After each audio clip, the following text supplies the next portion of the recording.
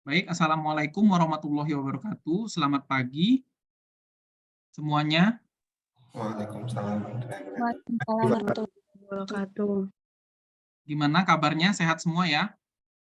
Alhamdulillah, Pak. Alhamdulillah, Pak.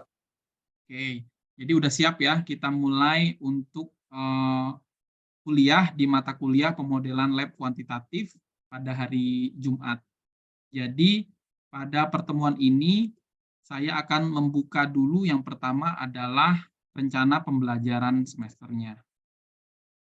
Nah, bisa kita lihat di rencana pembelajaran untuk mata kuliah pemodelan ekonomi dan laboratorium kuantitatif, itu kita sudah memasuki minggu ke-9 ya. Kemarin terakhir mahasiswa sudah melakukan ujian tengah semester, hasilnya sejauh ini gimana? Kemarin ujian tengah semester sama Pak Afdal, apakah menggunakan ujian soal atau di tugas? Soal sama Ujian praktek. soal sama praktek, Pak. Ya,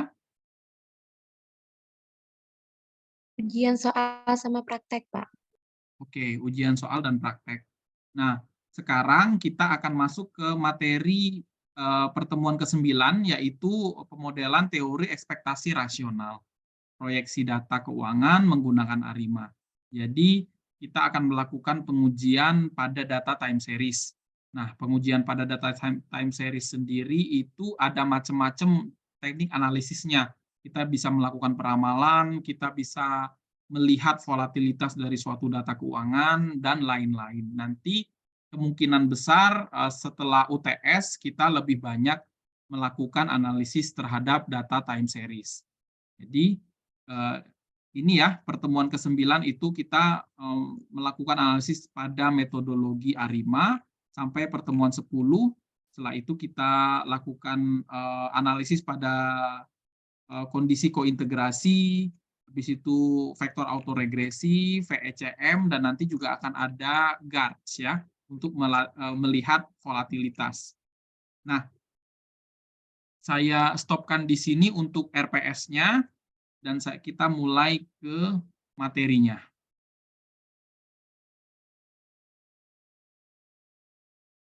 Apakah sudah terlihat PowerPoint-nya? Sudah, Pak. Oke. Jadi pertama-tama sebelum memulai materi, saya akan menjelaskan mengenai tujuan pembelajaran materi A5.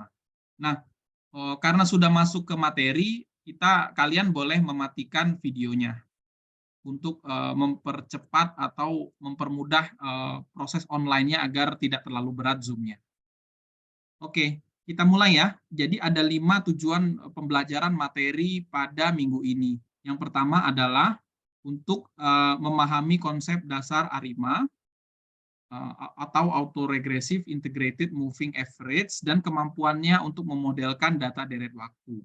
Yang kedua, itu mampu mengaplikasikan ARIMA untuk memprediksi atau meramalkan nilai-nilai masa depan pada data deret waktu ekonomi, misalnya nanti ada data saham, ada data pertanian, dan lain-lain. Yang ketiga, memahami bagaimana mengidentifikasi parameter ARIMA yang tepat, yaitu ordenya, apakah kita gunakan AR saja, atau nanti kita menggunakan MA atau moving average, atau kita mengcombine antara AR sama MA sehingga terbentuklah model ARMA ataupun ARIMA.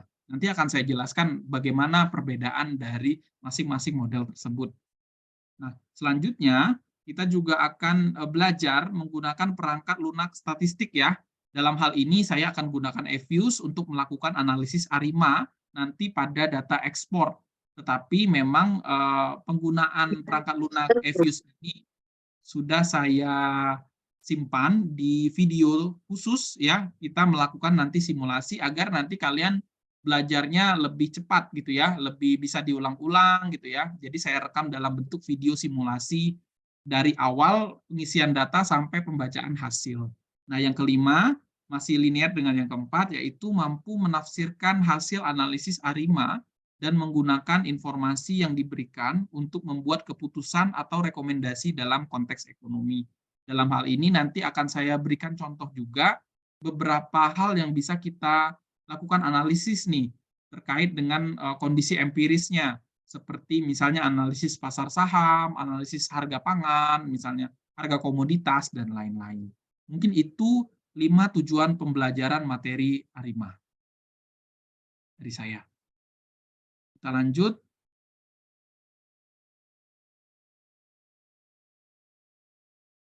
Oke, nah dalam minggu ini saya akan memberikan 2 referensi ya yang sudah tercantum pada RPS kita tadi. Sebenarnya di RPS itu ada 3 referensi. Yang pertama itu adalah bukunya Gujarati, Ekonometrika Dasar. Yang kedua adalah buku saya sendiri, yaitu Ekonometrika, judulnya Struktur Data Regresi, Vector Autoregressions, serta Vector Error Correction Model. Jadi di dalam buku saya juga terdapat materi mengenai ARIMA yang bisa kalian pelajari. Nah, yang terakhir adalah buku Anders Walter ya yang berjudul Applied Econometric Time Series yang edisi keempat. Nah, buku ini juga mengulas secara lengkap mengenai analisis data time series, termasuk di dalamnya adalah ARIMA. Jadi karena Gujarati kita gunakan sebelum UTS, membahas mengenai regresi gitu ya dan lain-lain, uji asumsi klasik. Nah, untuk data time series kita gunakan 2 buku ini. Nah, pertama-tama saya ingin menjelaskan dulu kira-kira skill apa yang harus kita kuasai ketika kita ingin menjadi analisis saham misalnya, atau seorang ekonom. Nah, biasanya seorang ekonom atau analisis saham harus memiliki skill set yang dibutuhkan dalam menjadi analis saham pastinya adalah melakukan proyeksi. Kira-kira harga saham atau kondisi ekonomi ke depan itu apakah membaik atau kurang baik. Nah, kalau kurang baik kan ada resiko-resiko yang harus kita sesuaikan dan kita perhitungkan kira-kira investasi mana yang lebih relevan untuk kita lakukan ketika ekonomi sedang kurang baik misalnya. Atau ekonomi sudah baik, nah kita optimis nih ekonominya maju misalnya. Nah, apa-apa saja sektor-sektor yang bisa kita sarankan kepada para investor untuk dilakukan investasi di sana. Nah, itu tentunya kita harus memiliki kemampuan proyeksi yang menggunakan metodologi-metodologi yang sifatnya akademis agar pertanggungjawabannya bisa lebih kuat. Itu. Jadi contohnya secara visual kita bisa lihat misalnya dalam analisis time series sendiri ada yang namanya univariat ya, atau variabelnya hanya satu variabel saja ya. Dan kalau hanya variabelnya satu saja, misalnya data saham Telkom. Jadi ke depan Pak data saham. Nah, dalam hal ini analisis univariat pertama yang akan kita pelajari adalah model ARIMA dan Bock-Jenkins. Ada data time series analysis.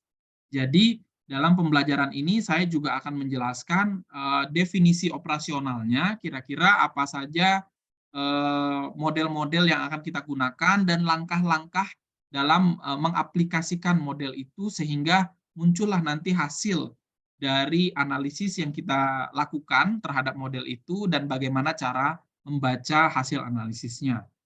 Nah, yang pertama-tama ini ada data yang namanya ARMA, Autoregressive Moving Average. Ada juga yang namanya ARIMA, Autoregressive Integrated Moving Average. Apa perbedaannya? Kalau ARMA sendiri terdiri dari 2 model.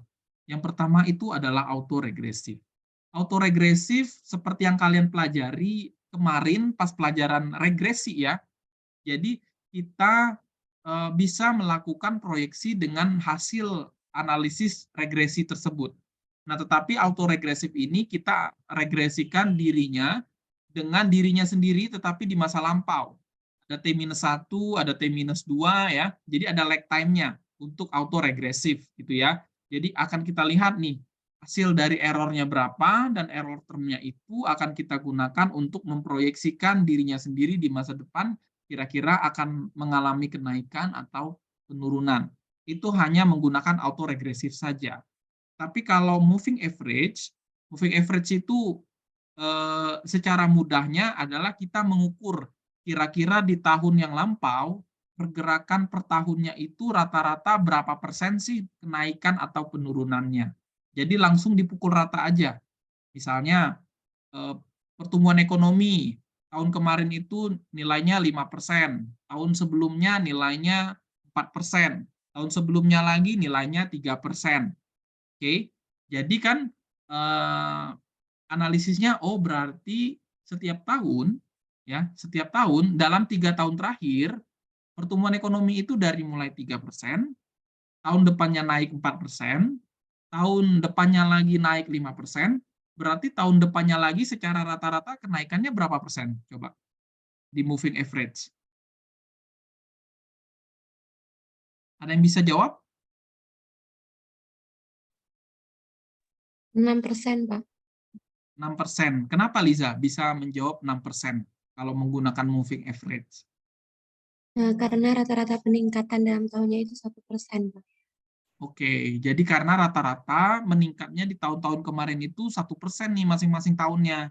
Sehingga kalau dirata-ratain ya udah kemungkinan besar tahun depan akan naiknya 1% lagi gitu ya, dari 5 menuju ke 6. Itu yang dimaksud dengan moving average. Sementara kita juga bisa mengcombine antara kedua metode ini, metode autoregresif dan metode moving average. Kita combine, kita buat suatu model tertentu dan kita optimalkan modelnya ya dari hasil kombinasi ini, maka muncullah metode yang bernama ARIMA atau ARMA gitu ya.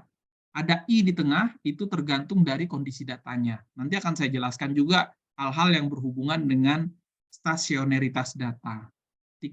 Nah, selanjutnya tadi saya sudah sempat menyinggung masalah stasioneritas. Untuk menentukan nih, apakah kita menggunakan data ARMA atau data ARIMA. Kalau mengandung tren, maka kita akan menggunakan ARIMA. Kalau tidak mengandung tren, kita akan menggunakan ARMA. Nah, maksud dari tren sendiri itu apa? Tren itu ketika datanya itu naik. Jadi ini ada waktu, ini ada tingkatan ya. Sebentar saya tunjukkan dulu pakai spotlight. Nah, ini udah kelihatan ya. Nah, kalau dia trennya naik seperti ini, itu kita bisa anggap secara visual ini kayaknya mengandung tren deh. Trennya itu mengalami kenaikan antar waktu. Jadi tahun 2020 dia di sini, 2021 dia naik lagi, 2022 dia lebih naik lagi, 2023 mungkin naik terus. Data apa tuh kira-kira yang trennya naik terus?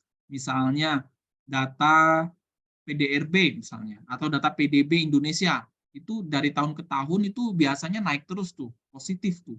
Jadi bisa kita simpulkan bahwa oh data PDB ini sepertinya mengandung tren gitu ya, karena dari dulu sampai sekarang itu pernah nggak mengalami penurunan? Pastinya pernah, tetapi jarang sekali.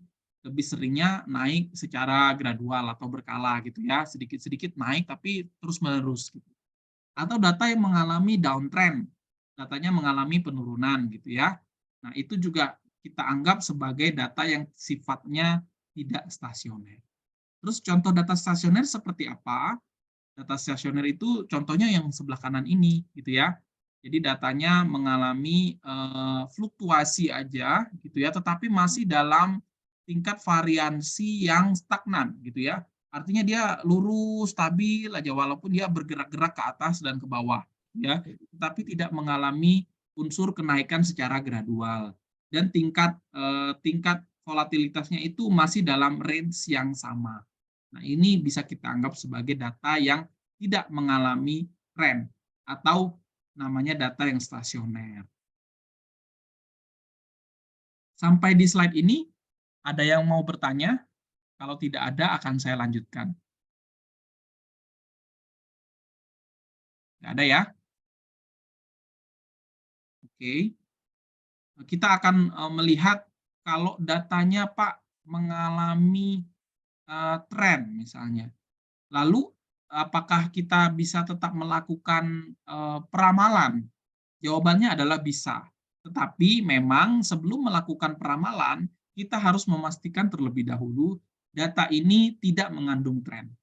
Sehingga apa yang harus kita lakukan untuk suatu data yang sudah mengandung tren lebih dahulu, kayak data PDB tadi, bisa caranya kita jadikan dia tidak mengandung tren. Caranya adalah melakukan differencing.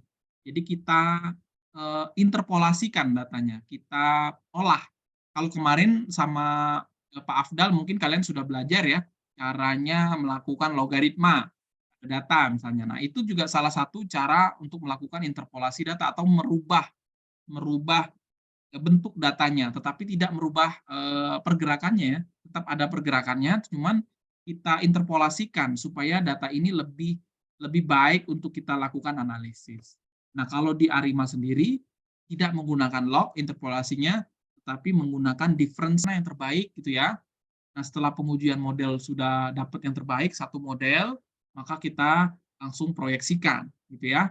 Nah, tetapi sebelum memproyeksikan ada satu lagi identifikasi yang terakhir yang harus kita lakukan, yaitu Jungbox statistik. Nanti akan dijelaskan di simulasi ya, apa itu Jungbox statistik, AR roots, MR roots. Jadi kan komponen kombinasinya kan ada autoregressive, jadi ada moving average ya. Nah, setelah memenuhi ketiga syarat bahwa data ini sudah mengandung white noise namanya ya, nanti akan saya jelaskan white noise itu apa. Nah, setelah memenuhi 3 persyaratan ini, maka data ini udah valid nih. Kita lakukan forecasting seperti itu. Jadi, model estimasi ARIMA di sini ya, covariance bersifat stasioner ditandai dengan MR roots yang berada pada dalam lingkaran unit. Nah, dalam praktiknya sendiri nanti kita lihat di video ajarnya seperti apa. Nah, ini adalah white noise. Jadi, saya tadi sempat menyinggung bahwa data yang sudah di regres tadi ya menggunakan autoregressive moving average, jadi harus memiliki 3 syarat white noise ini. Jadi syaratnya banyak nih. Tadi udah ada syarat stasioner, sekarang udah datanya udah stasioner, kita harus juga mengandung white noise gitu ya. White noise artinya apa? Artinya 3 hal ini. Yang pertama adalah mean dari variansnya. Saya yakin kalian sudah paham varians karena sudah lulus di mata kuliah statistik, sudah lulus mata kuliah ekonometrika 1, sudah lulus mata kuliah ekonometrika 2 ya. Sehingga definisi-definisi dari beberapa hal yang sudah saya tampilkan ini seharusnya sudah tahu. Nah, yang pertama adalah means of variance-nya. Seperti yang data yang ini tadi. Yang ini. Jadi varians dari datanya ini stagnan gitu ya, berada dalam satu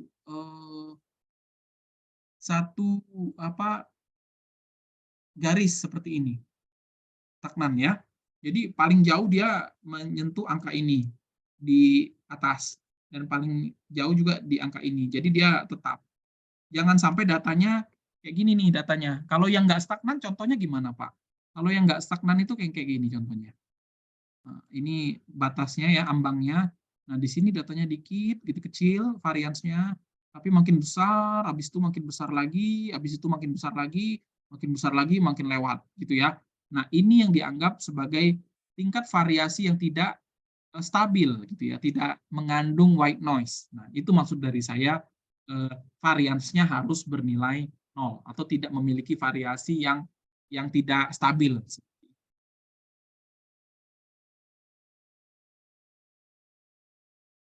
Itu syarat yang pertama. Nah, syarat yang kedua adalah standar deviasi konstan ya, simpangan bakunya konstan. Nah, ini adalah langkah-langkah pengujian untuk metode ARIMA, gitu ya. Jadi yang secara saya rangkum lagi, yang pertama itu kita uji stasioneritas, selanjutnya kita deteksi nilai ARIMA-nya seperti apa. Mungkin ini sedikit cepat ya saya ngajarnya ya. Selanjutnya kita lakukan estimasi, kita lakukan diagnosa white noise tadi, dan yang terakhir adalah apabila tes diagnosa kekuatan modelnya sudah baik, maka data sudah bisa di forecast. Nah, ini bisa kalian buka di link YouTube yang sudah saya buat, gitu ya. Nah, ini adalah judulnya ini, model ARIMA dan Bock-Jenkins, simulasi peramalan data ARIMA menggunakan eFuse yang sudah saya buat sendiri. Jadi mohon ditonton ya sampai habis dan dipraktikkan di rumah. Nanti untuk data ekspornya, cara-caranya sudah lengkap di link YouTube ini. Jadi untuk data ekspor sendiri, di sini saya melakukan proyeksi terhadap data ekspor Provinsi Kepulauan Bangka Belitung yang sifatnya bulanan. Nanti saya kirim di grup ya, data Excel ekspornya nanti saya kirim di grup, nanti kalian bisa simulasikan sendiri di rumah. Nah, ini adalah contoh dari penelitian yang sudah saya buat sendiri nih sama Ibu Isma dari matematika, karena memang kasusnya berkaitan antara ekonomi dan matematika, yaitu mengukur proyeksi data food commodity price ya. Artinya kami proyeksikan tuh nilai harga makanan ya, komoditas makanan seperti beras, daging gitu ya, minyak goreng gitu ya, di masa COVID kemarin. Kira-kira pas masa COVID kemarin volatilitas data itu tingkat harga pangan itu seperti apa tuh? Apakah nantinya naik ataukah turun? Nah, itu sudah saya buatkan jurnalnya, dan jurnalnya bisa semua kalian download untuk melihat lagi kira-kira pengaplikasian metode ARIMA dalam data-data ekonomi itu tidak hanya data ekspor saja, tapi juga bisa data harga pangan, harga komoditas tambang, harga saham gitu ya, dan lain-lain tergantung dari kebutuhannya. Nah, mungkin sementara itu dari saya, semua jurnal, semua video sudah saya siapkan dan bisa kalian download dan kalian pelajari. Jadi perkuliahan ini kita lakukan secara hybrid ya. Jadi penjelasan materi, praktikum, serta melihat kasus-kasus ekonomi yang sudah ada. Nah, sebelum saya tutup, kita masuk ke sesi diskusi. Kira-kira apakah ada yang mau bertanya?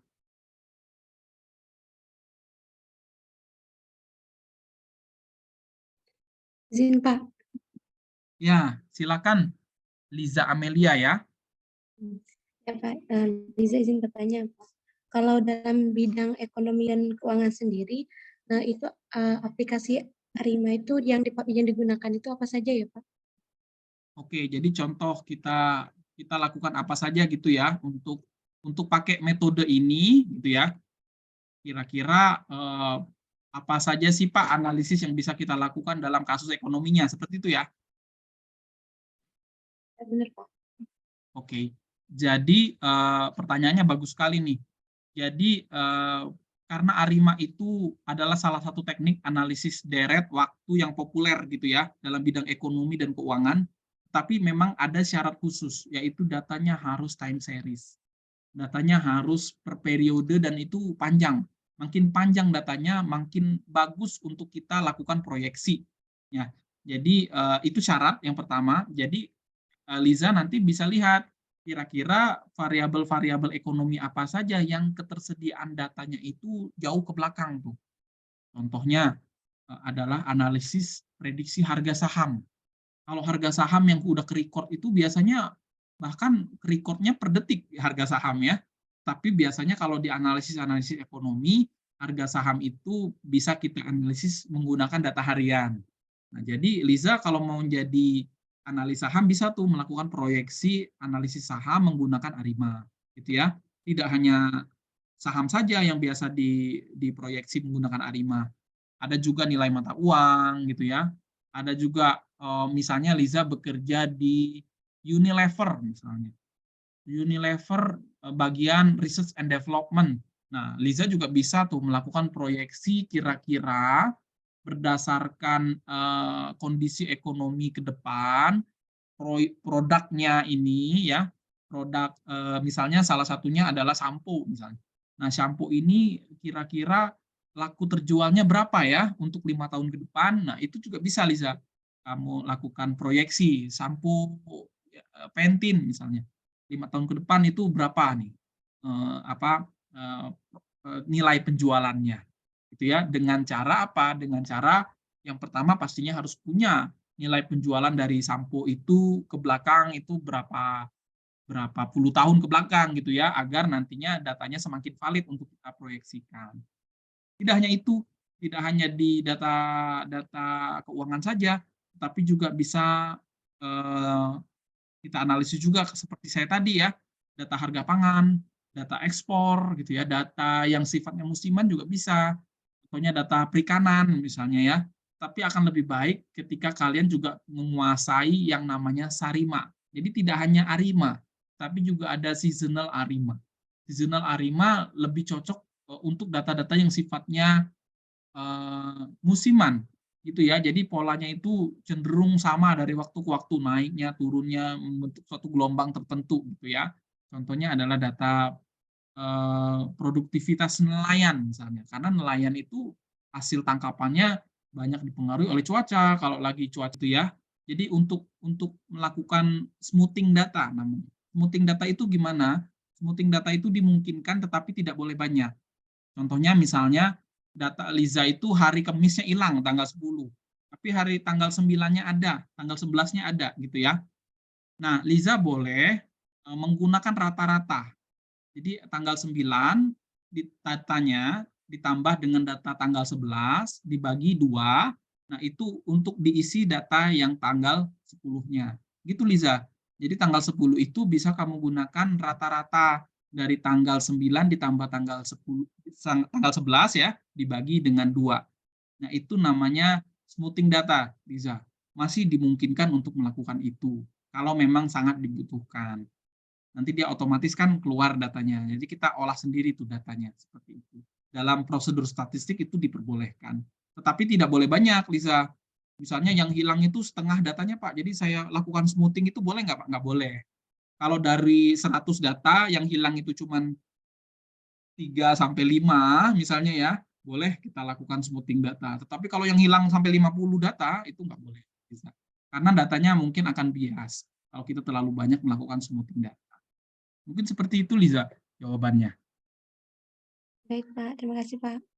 Ya, terima kasih, Liza, atas pertanyaannya. Yang lain, apakah ada yang mau bertanya? Izin, Pak. Fiska mau izin tanya. Silakan, Fiska. Melanjutkan pertanyaan tadi, Pak. Untuk yang smoothing data itu berlaku juga nggak, Pak, untuk uji per tahun, data tahunan? Boleh, Fiska. Jadi datanya tidak hanya harian, tetapi data tahunan juga boleh. Tapi lagi-lagi Fiska ya, kita juga harus memastikan bahwa data tahunan yang kita miliki itu sudah banyak. Misalnya Fiska cuma punya datanya 10 tahun, tapi yang tahun ke-9-nya itu hilang gitu ya. Sehingga dilakukan smoothing data itu mungkin potensi biasnya baru 10%. Jadi oke lah, masih oke. Tetapi kalau datanya cuma 5, kamu lakukan smoothing data cuma 1, berarti kan potensi biasnya akan jauh lebih besar lagi. Nah, itu yang paling dikhawatirkan ketika kita melakukan analisis data. Jadi, upayakan yang kita lakukan smoothing itu sebenarnya bukan karena periodenya, VSK, tetapi banyak tidaknya data yang VSK sudah punya. Gitu. Kalau punyanya 30, yang hilang cuma 1, nggak apa-apa. Karena potensi biasnya jadi semakin kecil. Gitu ya. Tetapi kalau datanya sedikit, smoothing datanya banyak, wah itu bahaya. Seperti itu VSK. Jadi boleh, mau 5 tahunan, mau 1 tahunan, mau harian, mau bulanan juga boleh. Pak, mau melanjutkan lagi, Pak, izin tanya. Kalau misalnya, kan Fiska ngambil data 30 tahun terakhir tuh, Pak. Terdapat misalnya ada 18 data itu ada, Pak, setiap tahunnya. Tapi sisanya itu dari 20 tahun itu, sisanya kan ada 2 tahun yang kosong gitu, Pak. Berarti masih masih bisa di smoothing ya, Pak? Data-data yang kosong. Masih, tetapi akan lebih baik Fiska kalau datanya itu terpisah. Misalnya Fiska tuh datanya dari tahun 2000 sampai 2020 ya, tapi yang hilang itu nggak ada ya. Jadi yang nggak bisa hari ini itu dari Vanessa, terus juga ada Nesa, Sari ada, Sari Febrianti, ya ada juga. Ya udah, itu aja dari saya. Mungkin cukup ya perkuliahan kita hari ini. Terima kasih banyak sudah semangat untuk masuk ke perkuliahan online kita, dan jangan lupa nanti bahannya akan saya upload di Siakat, saya kirimkan juga di grup WA. Jadi tugas kalian ke depan adalah membuka tutorial atau simulasi dari pengolahan data menggunakan Arima. Nanti link videonya ada di dalam slide itu. Terus juga kalian juga bisa membaca buku referensi ya, yang 2 yang saya sebutkan di awal, sama juga contoh penelitian menggunakan Arima yang sudah saya lampirkan juga linknya, tinggal bisa di-download di online. Seperti itu saya ya. Terima kasih atas perhatiannya. Saya tutup perkuliahannya. Wabillahi taufiq walhidayah. Wassalamualaikum warahmatullahi wabarakatuh. Selamat pagi. Waalaikumsalam. Terima kasih, Pak. Waalaikumsalam warahmatullahi wabarakatuh. Terima kasih, Pak. Terima kasih. Terima kasih, Pak.